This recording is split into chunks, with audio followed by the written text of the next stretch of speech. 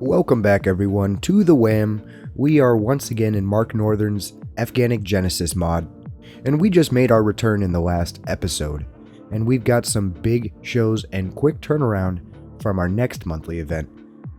And we'll also begin to prepare for the biggest event of the year, the Spectacle of Amazing Grapples. And before we get into the next show, it's come to my attention that the junior heavyweight division has gotten pretty small. We've got a really strong nucleus of talent, but I think we could expand the junior heavyweight division. As you can see, we do not have nearly as many names in the junior heavyweight division. As you can see, we've got 11 names here in the junior heavyweight division, but if we change our viewpoint to just look at the heavyweights, we've got quite a few more heavyweights than we do have junior heavyweights. 22 heavyweights to 11 junior heavyweights. We've got twice as many heavyweight competitors as we do junior heavyweight competitors. So we're going to go looking for some new workers. And fortunately for us, I've already had my eyes on a couple different workers. The first one, Archie Filer, 20 years old. He's currently working in TWA right now. He's only been around for a year, but he's got some amazing skills. 79 brawling, 84 technical ability, pretty decent psychology to get him started, and he's already got 20 experience after just being around for a year. He doesn't have great performance abilities, but I think he can deliver some nice performances in the ring, so we are going to send him a 1-year deal. We'll see if he accepts it. I've got a good feeling. And Archie Filer was not the only one I was looking at. Jeremy Funderburk. If this guy didn't have decent stats, I'd probably be getting him for his name alone. He does have some things that are really going to hold him back, like absolutely awful consistency, but he's a good technician. He's got decent psychology. He's real new to the database. He has not worked a single date yet, but I think he's got the makings of a capable hand here in the WAM. And look at that name and that face, man. That's someone screaming to be a part of the WAM. And he's only 18 years old too, so he's got a lot of time to develop. We're going to send him a 1-year contract as well, and I'm sure that we're going to get at least one, if not both of these guys. However, our next show is tonight, so we're not going to be able to use these talents or even sign them before our next event starts. And let's get into it. And here we are, ready to go for the next edition of the Fortnite Fisticuffs. We've got a few pre-show matches to get through, the first being Bronson Fraley and Randy Edson. Now, canonically, Bronson Fraley is still not in the building, not allowed backstage, not a part of the WAM roster until his match with Chuck Wellington. However, it would be a disservice to myself and the match that we have spent basically 2 years building up for if we just leave Bronson Fraley off these shows entirely, because his popularity is already starting to dip. He's no longer recognized as one of our stars, so this is just to keep Bronson Fraley in the mix, keep that popularity from falling more than anything. And he gets a victory over Randy Edson. Next match, we've got another pre-show match, Ivy Baldridge and Sloane Knutson. Just two lesser-known ladies, the two non-big names that we've got in our women's division going one-on-ones. Sloane Knutson still needs to knock some ring rust off, but Ivy Baldridge is turning in some consistent performances with an in-ring performance of 31, even though she was off of her game. Ivy Baldridge picks up the victory here. Now our actual show gets going with Fritz Hattendorf and Yavraj Tunnel. Yavraj Tunnel is one of those WAM OGs that we decided to keep around for more of a consistent basis, at least see what his effect on the locker room morale will be, but he is putting in some good performances, some good numbers, so he's making a case for himself. As you can see here with that in-ring performance of 40, Yavraj Tunnel actually came out on top here over Fritz Hattendorf, who got an in-ring performance of 35, and Yavraj Tunnel is a junior heavyweight, so this was a instance where a junior heavyweight toppled a heavyweight. Pretty big deal still at this point in time, but Yavraj Tunnel is just that savvy veteran, and he's been around for a while. I think Fritz Hattendorf actually has a similar amount of experience, but at least from the approach here, Yavraj Tunnel is definitely the veteran in this exchange, and he comes away with the victory for it. And we don't have a segment for it, but I can tell you right now that Friedrich Herzog is not happy about it. Moving into the next match, we've got tag team action, but it's billed as a handicap match because we included our boy Angus Wellington. Benson Sandy and Gary Cowell, the Pickle Man, getting a tag team match against the Wellington Dynasty, the Wellington Brothers, as we know that the Wellingtons have been very involved with both Benson Sandy and Gary Cowell. Since Gary Cowell's return, he stuck his neck out to defend and save Benson Sandy, and he ended up getting a one-on-one match with Chuck Wellington. He came up short there thanks to some shenanigans, and we are here in a chance to let these boys get some revenge on the Wellington brothers. However, it didn't exactly go to plan because the Wellington brothers used their nefarious ways, their cheating, and their chicanery, and Angus Wellington made enough of an impact to allow the other two brothers to take advantage and pick up the victory. Again, this would be billed as a straight 2-on-2 match, but we want to get Angus Wellington the credit for his involvement and get him a little bit of a popularity increase as well. And you can see he's not an in-ring competitor. In-ring performance of 18 for our boy Angus. Duke got a 31, Chuck Wellington got a 34, Gary Cowell, debuting his Big Dill gimmick, got an initial rating of great, and he got an in-ring performance of 39, Benson Sandy at 43, and we got some good work from the veterans, but they did take a loss to the Wellington Dynasty, match rating of 34. Now these matches are going to start ramping up. We've got Neil Allman and Turner Spittler in a big, hard-hitting one-on-one match. However, Turner Spittler would actually get the surprising victory over the former heavyweight champion. We don't have any notes for it, and honestly, it would kill the match rating if we tried to do anything specific with the actual finish itself.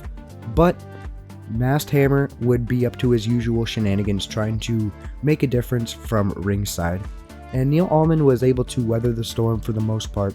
However, Super Monkey would make an appearance to come down to the ring as well to kind of nullify Masked Hammer's attempts to sabotage Neil Allman. However, Neil Allman would reject and refuse any kind of help, any kind of assistance from Super Monkey this time around.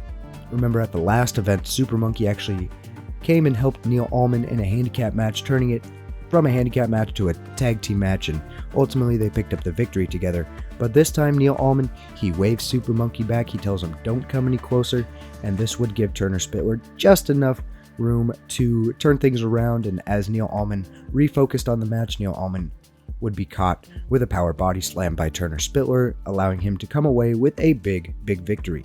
Neil Allman with an in-ring performance of 48, great job. Turner Spittler had an in-ring performance of 38, not bad. And altogether we get a match rating of 43, that's pretty good. Now following the loss, Neil Allman goes on a tangent, complaining about Super Monkey's involvement. While he never grabbed a microphone, Neil Allman makes himself loud and clear. Allman believes had Super Monkey stayed in the back, he would have been victorious here. So just a couple minutes to give our best charismatic performer, that's not the right way to say that, but I'm not going to fix it now, but give Neil Allman some chance to just get the spotlight for a couple minutes and deliver a good segment rating, which we got 48 here. Now our main event, the match didn't really come through as I was hoping, but overall not the worst thing in the world. Elijah Mays is back defending his junior heavyweight championship, and he's got a match against Black Demon. Black Demon has been a good competitor in the junior heavyweight division as of late, but in this match, he is not able to topple Elijah Mays, who has been just downright dominant outside of that heavyweight championship match with Rahan Marlowe. So a couple in-ring performances of 36 from both men, that gives us a match rating of 36, but the segment doesn't end here. Elijah Mays does retain his championship. However, Elijah Mays made his frustrations known as he continued his assault on Black Demon after the match. Mays refused to release the guillotine choke until the Dark Carnival made their appearance. The band of rejects quickly made their way to the ring, causing Elijah Mays to release the hold and leave the ring area.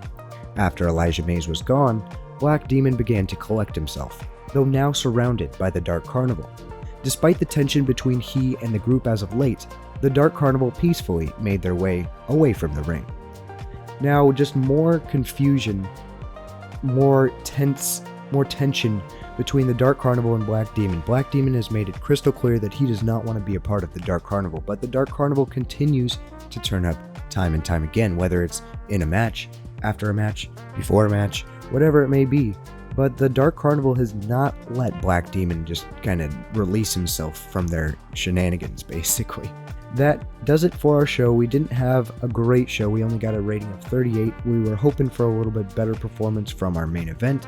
It didn't work out that way. But we do have a championship match on this match card. We need those. Can't go too long without defending the titles. And we see some good development for our stories as Turner Spittler and Neil Allman take a new chapter with their story. The Wellington brothers continue to prepare for their match with Bronson Fraley. The Pride have got things going on with Yuvraj Tanel, it seems, so more setup for big matches in the future. We're going to praise Masked Hammer, Elijah Mays, and Neil Allman here after the show, hopefully turning their morales around. Obviously, Neil Allman is still good, but he did take a loss here, so we want to keep him happy. We gained $4,000 from the show as expected with these Fortnite fisticuffs, but no gains in popularity, so that does it for us here. We see an interesting message that Sebastian Morales has relocated now to the Tri-State region. It's interesting, a bit of an interesting decision here because he's not working anywhere in the Tri-State region. He's still employed with Viva La Lucha outside of the WAM. He is the champion over in Viva La Lucha, but just something to monitor. I wonder what his intentions are. And you can see that Rahan Marlowe has recovered fully from his 7-day injury that he suffered at the last event. We also get both of the junior heavyweights that we were after to accept their contracts, and we love to see that. We just made some additions to the junior heavyweight division, and we've also got some end of year awards as we are now sitting at January 1st, 1932. And for the 10th year, Daniel Loisel wins Male Wrestler of the Year. Jocelyn Slater, an English woman, wins Women's Wrestler of the Year, and she is actually putting in some good numbers. I've taken a look over at it, and she delivers, we'll say that. Male Tag Team of the Year, Daniel Loisel and Ali Farrar for the 3rd time, the only winners of the Tag Team of the Year. No Female Tag Team of the Year. Masked Porcupine is the Male Young Wrestler of the Year for the 3rd year in a row. Brandy Steege is the Female Young Wrestler. Anthony Henry is the Veteran Wrestler of the Year. Daniel Loisel remains the Male Independent Wrestler of the Year. Jocelyn Slater, Female Independent Wrestler of the Year. And SPW, the unseated kings of the world of professional wrestling here at this point, 11 years in a row as the Company of the Year. The All-Women Victory Wrestling Group has been named the Most Improved Company of the Year for the 2nd time, and Match of the Year, a 71 match rating. That's pretty insane from SPW, Daniel Loisel, and Junior Barta. Viva La Lucha delivered the Match Card of the Year, and Matsuo Hayawata is the Male Manager of the Year. Not too surprising there. And last one worth mentioning, Kenny Lyles, the unseated greatest referee of all time. 11th year in a row of being the referee of the year. So now looking at our internal awards, Rahan Marlowe, the Male Wrestler of the Year, no surprise there. No Young Wrestler of the Year, unfortunate. We didn't have any guys young enough getting enough significant work, so we got nobody for that one. Friedrich Herzog is the Veteran Wrestler of the Year. Match of the Year was Rahan Marlowe and Neil Allman at the Spectacle of Amazing Grapples with a match rating of 61.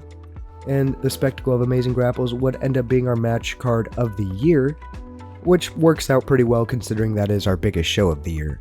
Matsuo is the Male Manager, of course. Gabriela Suarez wins Female Manager. Cody Tower, play-by-play. Riker Zucker, color commentator. Kenny Lyles, referee, of course. We don't have any female referees, so that'll be it for the internal awards here at the WAM.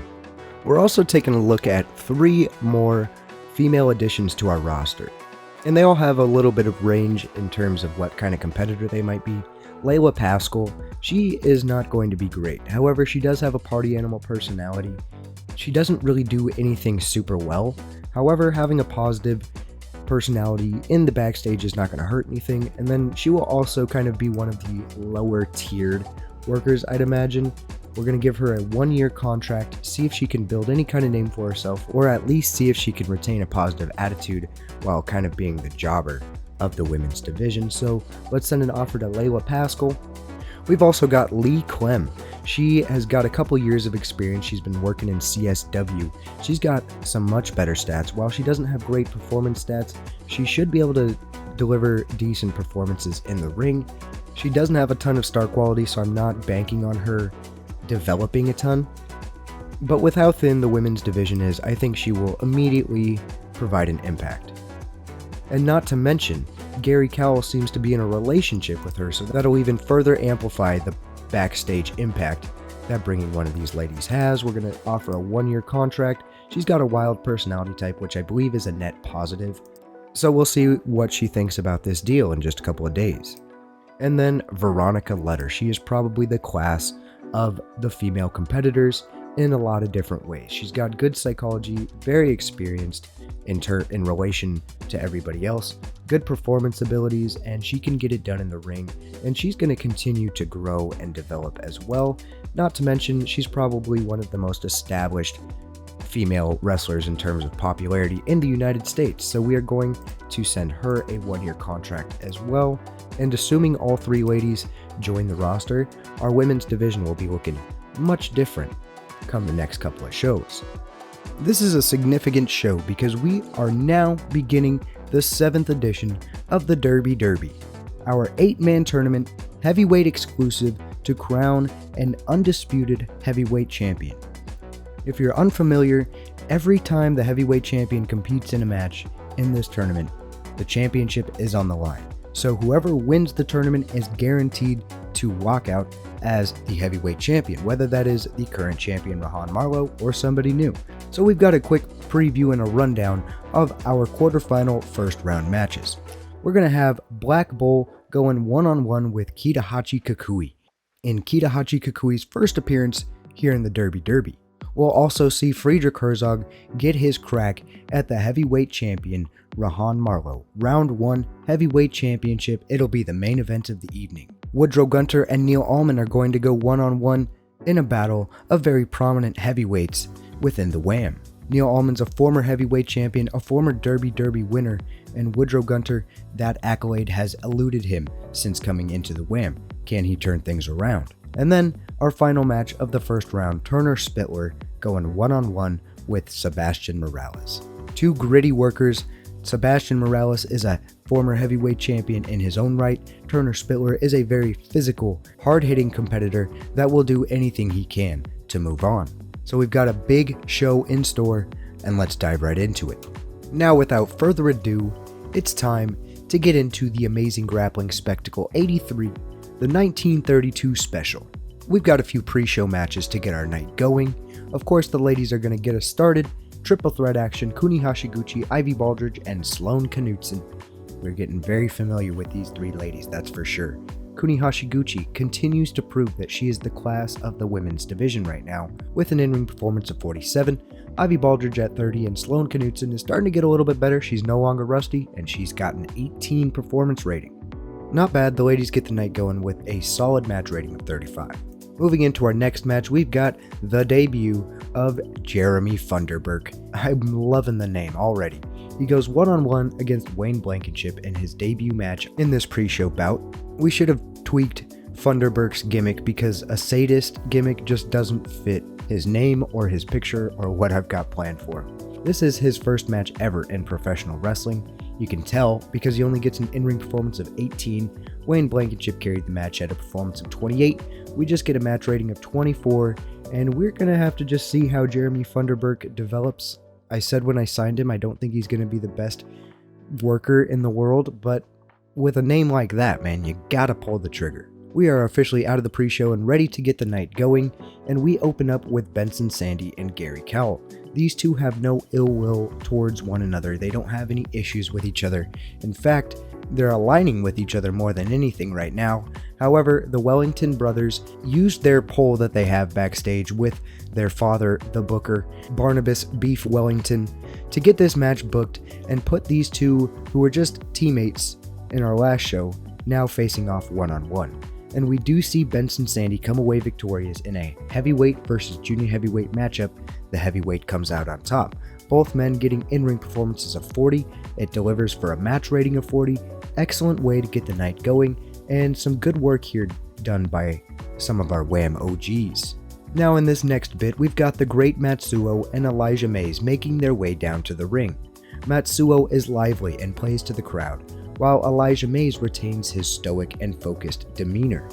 The great Matsuo cuts a promo that is once again hard to decipher, though like usual, there's a line or 2 that is unmistakably clear. Rahan Marlow got lucky, and Elijah Mays will become heavyweight champion. We didn't have any matches for Elijah Mays on this card, but we sure as shit weren't just going to leave him off of it, and we give the great Matsuo a chance to show his stuff, as he does have exceptional performance abilities, but unfortunately it doesn't get the rating that we're hoping for, just a rating of 35, whereas I think we've got the pieces to deliver like 45s and up, especially with the great Matsuo. Now moving into our next match, this is the first match of the Derby. Neil Allman, Woodrow Gunter, two big names in the heavyweight division going one-on-one in the first round of the Derby tournament here. And of course, they put in a great match. Really good performances from both sides. Neil Allman had a 53, Woodrow Gunter had a 49, and ultimately they put a match rating of 49. The crowd could have had a little bit better rating, but the wrestling was good. And Neil Allman, he has been very persistent. He has been hard to stop when it comes to his heavyweight championship chase, and he has put himself in a great position to once again earn a shot at that heavyweight title. Now in our next match, we've got another Derby. Now in our next match, it's another Derby tournament match, and this time it's Turner Spittler and Sebastian Morales. And we had some excellent and another really good performance here, and the Derby is starting off great. Turner Spittler gets an in-ring performance of 37 in the victory over Sebastian Morales, who had an in-ring performance of 50. Now you can see here that we had Masked Hammer run in and attack. Now you can see that during the match, Masked Hammer ran in and attacked Morales. He provided that distraction, that interference, while the Honorable Kenny Lyles had his back turned, probably retying up a turnbuckle pad that Turner Spittler had loosened or something along those lines. But Turner Spittler is a good worker, he's a good competitor, and he's a powerful man. And that can't be overlooked despite him not having the most notorious singles career here in the WHAM so far. But he picks up a victory over very established worker Sebastian Morales, former heavyweight champion, current champion over at Viva La Lucha. But due to some conniving from Masked Hammer, Sebastian Morales gets screwed a little bit here in this one. But regardless, Turner Spittler finds himself moving on in the tournament. Now we get another match, once again a part of the Derby tournament, Black Bull versus Kitahachi Kukui. This is probably the lowest profile match that we've got in the first round of the Derby, or maybe even the Derby as a whole. Kitahachi Kukui making his first appearance in the Derby against Black Bull, who, fun fact, has never lost a first round match in the Derby. Unless I just totally missed something, our man Black Bull, literally, he just doesn't lose in the first round. He always finds himself going to the semifinals of the Derby, but he's never been able to get to the finals. Poor guy. But I digress. Black Bull had a really good performance of 40, Kitahachi Kukui had a 32, and we get a match rating of 37. Really not bad, but it is the lowest of our Derby matches thus far. And another side note here, it is worth mentioning how proud I am of Black Bull for his evolution as not just a character but a wrestler as well. I remember when we were first starting the series, he was getting like 18s and 14s and low 20s were his ceiling for a while. So it's heartwarming, and it's really great to see some of those homegrown talents really coming into their own a few years later. Now for our next match, probably the most, in terms of time spent, this is probably the most built up match we've ever had in the WHAM. Chuck Wellington and Bronson Fraley have a deep history with one another. Bronson Fraley found himself at odds with the Wellington brothers, was then coerced into being their muscle / their enforcer, ultimately realizing that they were just screwing him. They had lied to him, they had sold him some bad goods. He smartened up to that, and he once again separated himself from the Wellington brothers. They have tried to retaliate in a couple different ways, but all in all, it has led us here. Bronson Fraley, Chuck Wellington, one-on-one. And we don't get the match that we were hoping for, to be totally honest. We just get a match rating of 35. Despite all of Chuck Wellington's work, he is getting better, but he only delivers an in-ring performance of 30 here. Bronson Fraley had an in-ring performance of 38. He hasn't been competing on the shows as much as he should be. His popularity has dipped, and he hasn't had the opportunity to polish out his skills. So despite how high profile this match felt coming into it, it really was a little lackluster, if I'm being real. Of course, that's not entirely unexpected when dealing with the Wellington brothers. None of them are good workers per se, but we're getting better. We're finding uses for them, considering that they are the reason that the WHAM is here still standing, as we were bailed out by their father Barnabas Beef Wellington, who is now our owner. But to stay on topic with this match, Bronson Fraley finally gets his hands on Chuck Wellington. It was a decent match. It wasn't entirely one-sided or anything like that. Chuck Wellington has definitely grown as a competitor, and he puts up a fight against Bronson Fraley, but Bronson Fraley ultimately just handles Chuck Wellington. We get a big moment where we would see Duke Wellington getting ready to interfere and kind of screw over Bronson Fraley. However, that backfires. He actually ends up costing Chuck Wellington, and Bronson Fraley does his thing, hits the pedigree, and gets the victory. However, what this does mean is that Bronson Fraley missed his chance to be in the Derby, and I don't think he's ever missed a Derby, and this man is the only man to have won 2 Derbies in the WHAM, the first and the second. So we'll just have to see what comes up for Bronson Fraley following this show. Now in our next match, this didn't go the way I thought it would. I thought we would get a much better rating, actually putting 5 talented junior heavyweights in the ring together. We have the debut of Archie Filer, who joined the crew and fits in like a glove. He's not rusty, he has good popularity, he's an active competitor, he's not new to the world of professional wrestling right now. He's got a few years under his belt at least, and he came in with the second highest performance of the match, with some really good names that he's competing alongside with. Now we've got Emilio Suarez, Hermenegildo Ramirez, Archie Filer, Albie Dewberry, and Joe Cartwright competing in a 5-man free-for-all match, and this really will depict who will be the next one to challenge for that junior heavyweight championship. All 5 of these guys are talented workers, and it's unfortunate to see Emilio Suarez's in-ring performance be as low as it was, but everybody else actually had really nice numbers. Albie Dewberry and Joe Cartwright both got 43s, Archie Filer had a 47 in his WHAM debut, great stuff, and Hermenegildo Ramirez, of course, probably the most consistent and best in-ring worker that we've got, getting a 59, and it's only right that he came away with the victory. He actually pinned Archie Filer as well.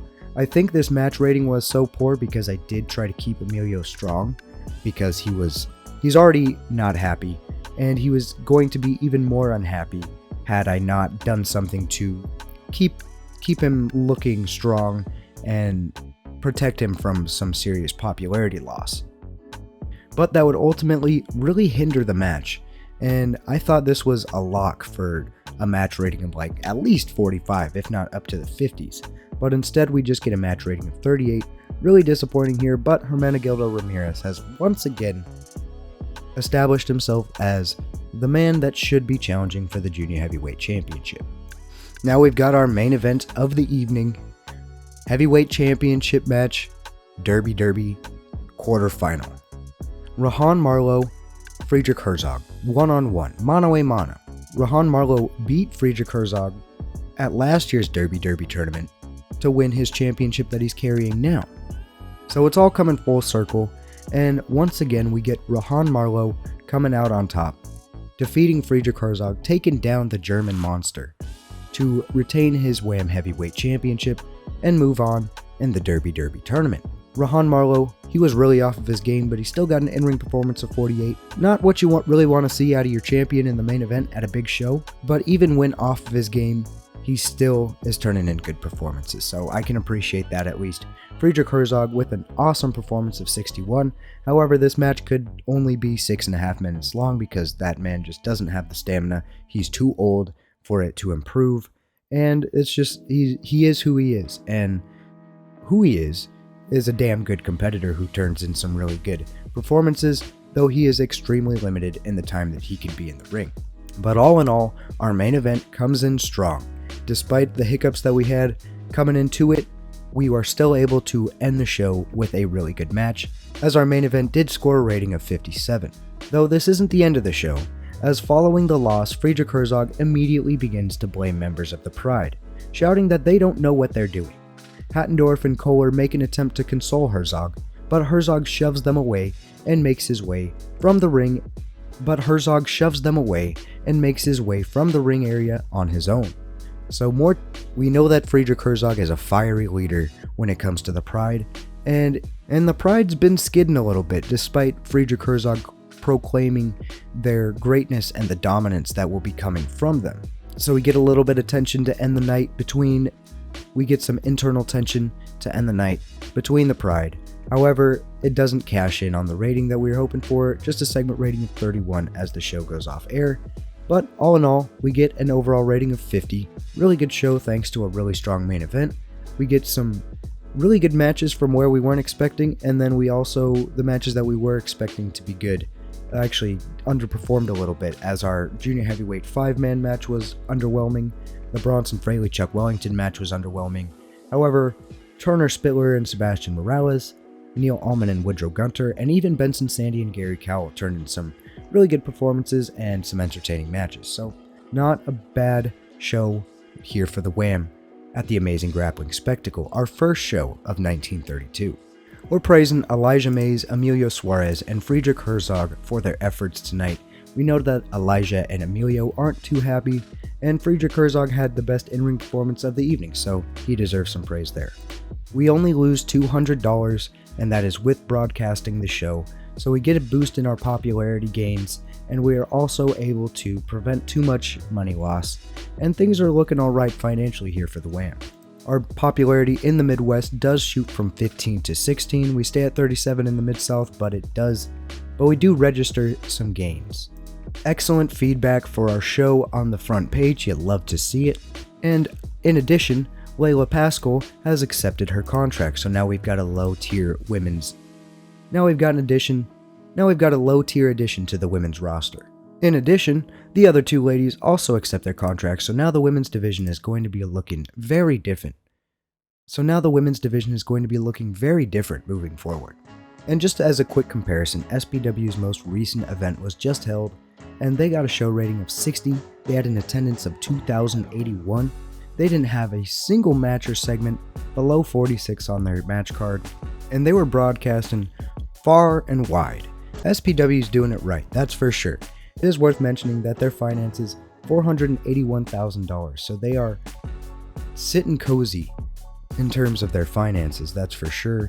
And they've got the best wrestler in the world in Daniel Loisel, so we've got some work to do to catch up to him, because our whole goal is to unseat SPW, and right now they are just furthering the gap from us. So we're gonna have to get creative and figure out the best way to unseat them, because they are pulling up on medium size, whereas we are still in the early stages of small.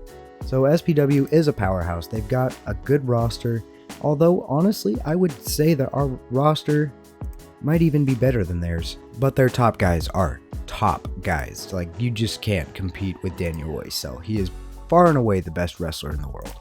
And the only man that's close to him is Junior Barta, another SPW worker. And then we got Anthony Henry at 3, Saban Rich at 4, Cormac Hayes at 5, Ollie Ferrara at 6. Sebastian Morales is our highest placing worker in the top 500, and he's not even exclusive to us. But SPW has 7 of the top 10 workers in the world, and they've got a lot more from 10 to 20 as well. However, I'm not going to say that these ratings are the be-all end-all, because they've got Steven Vecchio at number 18, and Steven Vecchio is not the worker. Steven Vecchio is not that kind of worker. I'm sorry. He's got good popularity, I'll give him that, but he's not above a Rahan Marlowe. He's not above a Neil Allman, a Friedrich Herzog. I'd even say he's not above Bronson Fraley, but that's the way that the game has dictated it, and that's the way that we'll follow it. However, that's going to do it for this episode. This is a little bit of a shorter one, but I want to keep it on the trend of ending with our monthly events. So if you've been tuning in, I appreciate you more than you know, and we'll be back for the next episode very soon. And we'll be getting the next episode out soon, where we take a crack at us fixing these morale issues that we have built up. But thank you for watching, and I'll catch you in the next video. Take it easy.